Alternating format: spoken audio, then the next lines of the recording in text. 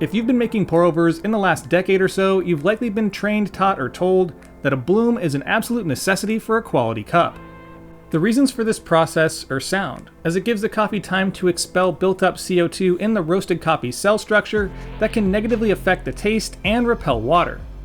There's no doubt that I've definitely made thousands of quality cups of coffee with a bloom, and even done some of my own experiments here and there, like blooming in a separate cup from the rest of the brew.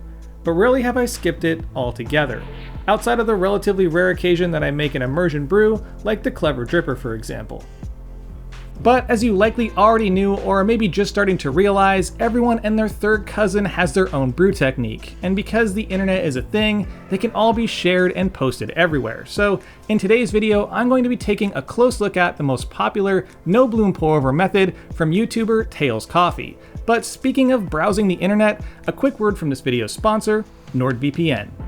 Just a shot in the dark here, but my guess is you're watching this using an internet connection. And if you're anything like me, the internet has become your source of pretty much everything. News, entertainment, shopping, gaming. But if you're doing all of that without the protection of NordVPN, you could be opening yourself up to a ton of privacy and security issues. With just one click or set to automatic, NordVPN will not only protect your personal information online on up to 6 devices supporting multiple operating systems, but will also open up a whole new world of content. Literally 60 different countries worth. For example, I'm a lover of British comedy, but North American Netflix just won't give me my fix. So I just jump into my NordVPN app, select to show my location as the UK, and bam, I'm getting all the dry sarcasm I could ever want. So head over to nordvpn.com/Sprometheus or the direct links down below to learn more, and use code Sprometheus at checkout to get a 2-year plan with 4 additional months at a huge discount. Thanks to NordVPN for sponsoring this video. Now back to the coffee stuff. Honestly, on paper, this method is kind of a breath of fresh air. It's just a single, controlled, 1-minute pour. In the grand scheme of pour-over methods, it lands squarely as one of the least technical options out there, which has its own appeal. I don't think the dripper you choose really matters, it's more so the method. But since the origami with the V60 filter is what's used in the original video, I'm going to go with the same. You'll need 20 grams of medium finely ground coffee, a chopstick or stir stick, and of course your kettle and water. Prep the bed by stirring it with your stick of choice to create a bit of a divot in the center and give it a slight tap to close any gaps. A major component of this method is the brew temperature. Since the hotter the water, the more aggressive the bloom, you'll want to find a sweet spot based on your coffee. So if you're working with fresher or darker roasted beans, you can go to 180 or lower. But in this situation, I'm using about 2-week-old medium roast, so I'm going to stick with Vince's recommendation of 190. Once you're all set, start your timer and begin pouring in a slow pace, starting from the center circling outwards. You should start seeing the first drops coming out between 10 and 15 seconds. Continue pouring in a circular motion until fully submerged and ensuring you're hitting all the coffee on the edges.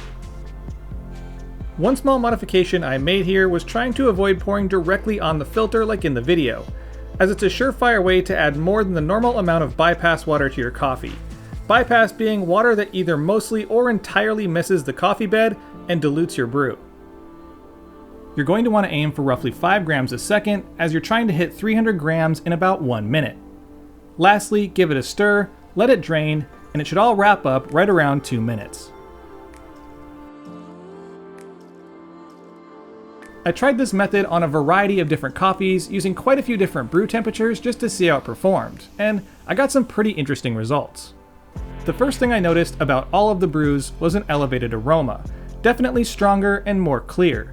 I can't say whether I give credit for all of that to the method, because I think it's also related to the lower brew temperature since smelling hotter coffee tends to tone down the aroma. A few of my brews with 2-week-old medium roasted coffee resulted in hollow cups with bitter and astringent finishes, which are often telltale signs of over-extraction, but could also be the presence of CO2.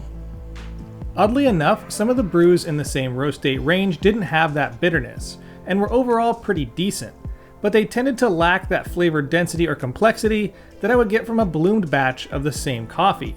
So that leads me to believe that the CO2 release could also be a factor in inconsistent extraction. Part of me expected there to be a fair amount of under-extraction due to its super short brew time coupled with lower than usual temps, but I was surprised to find mid 20% extractions on every coffee I tested.